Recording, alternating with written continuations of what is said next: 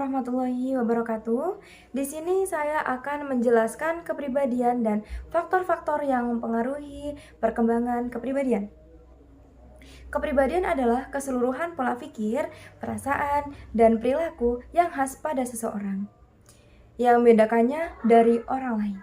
Kepribadian mencakup cara seseorang untuk berinteraksi dengan dunia luar dan bagaimana mereka memandang diri mereka sendiri. Nah, ada juga beberapa faktor-faktor yang mempengaruhi perkembangan kepribadian. Di antaranya faktor genetik atau keturunan yang mencakup sifat-sifat yang diwariskan dari orang tua kepada anak, seperti temperamen dasar dan kecenderungan biologis tertentu. Faktor lingkungan juga berperan penting, termasuk keluarga, bagi lingkungan pertama dan utama yang mempengaruhi perkembangan kepribadian anak. Selain itu, kebudayaan tempat seseorang dibesarkan mempengaruhi cara berpikir, sifat, dan perilaku, serta lingkungan sekolah yang mencakup interaksi dengan guru dan teman sebaya, serta iklim emosional di kelas. Nah, pengalaman hidup baik positif dan negatif dapat membentuk kepribadian seseorang, seperti pengalaman traumatis atau pencapaian besar yang meningkatkan dampak yang signifikan. Faktor sosial seperti interaksi dengan teman, rekan kerja, dan masyarakat luas juga mempengaruhi perkembangan kepribadian, di mana dukungan sosial interpersonal dapat membantu seseorang mengembangkan kepribadian yang positif. Dengan memahami faktor ini, kita bisa lebih memahami bagaimana kepribadian seorang terbentuk dan berkembang sepanjang hidupnya. Freud membagi kepribadian dalam 3 tingkatan, yaitu kesadaran, prasadar, dan ketidaksadaran. Kesadaran berkaitan dengan makna kehidupan sehari-hari. Di dalamnya termasuk sensasi dan pengalaman di mana kita menyadari setiap peristiwa yang kita alami. Kesadaran merupakan bagian kehidupan mental atau lapisan jiwa individu. Nah, kehidupan mental ini memiliki kesadaran penuh. Melalui kesadarannya, individu mengetahui siapa dia, sedang apa dia, sedang di mana dia, dan apa yang terjadi di sekitarnya, dan bagaimana dia memperoleh apa yang sedang ia inginkan. Yang kedua adalah prasadar. Prasadar merupakan lapisan jiwa di bawah kesadaran. Nah, ini berada di tengah-tengah antara sadar dan tidak sadar. Prasadar sebagai penampungan dari ingatan-ingatan yang tidak dapat diungkapkan secara cepat, namun secara usahanya sesuatu tersebut dapat diingat kembali. Misalnya, kita lupa yang baru saja ditemui. Orang tersebut menyapa kita, padahal kita masih samar mengingat namanya itu. Ada perasaan pernah bertemu dengan orang tersebut. Nah, untuk dapat mengingat teman tersebut, diperlukan sedikit konsentrasi dan asosiasi yang tertentu. Dan yang ketiga adalah ketidaksadaran. Ketidaksadaran merupakan lapisan terbesar dari kehidupan mental dan yang berada di bawah permukaan air, merupakan fokus utama dalam psikoanalisis yang berisi insting-insting atau pengalaman yang tidak menyenangkan yang ditemukan. Meskipun individu sepenuhnya tidak menyadari keberadaan insting-insting tersebut, namun insting tersebut aktif bekerja untuk memperoleh kepuasan.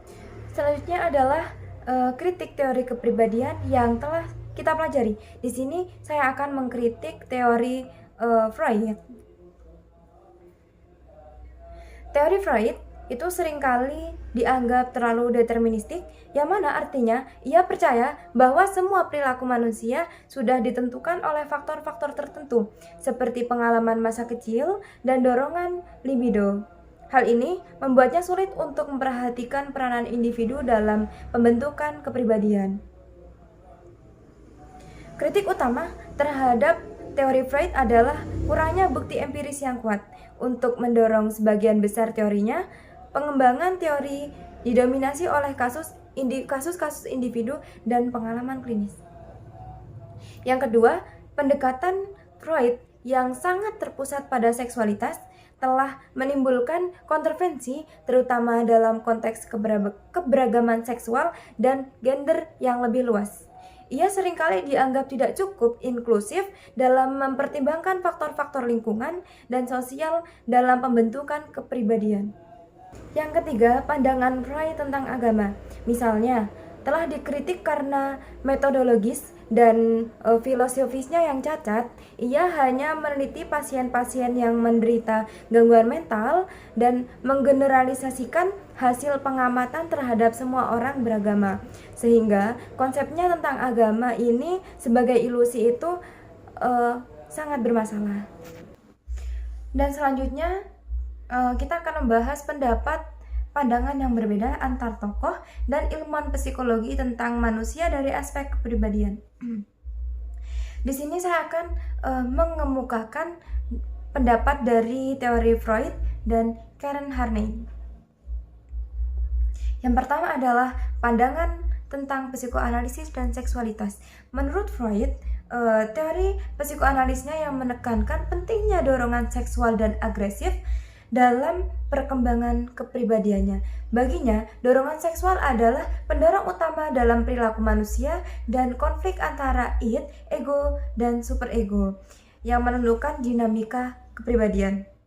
Sedangkan menurut Karen Harney, menolak banyak aspek dari teori Freud, terutama pandangannya tentang seksualitas sebagai kekuatan penolong utama. Ia mengusulkan bahwa kecemasan dasar yang berasal dari hubungan yang tidak aman pada masa anak-anak adalah faktor utama yang mempengaruhi kepribadian.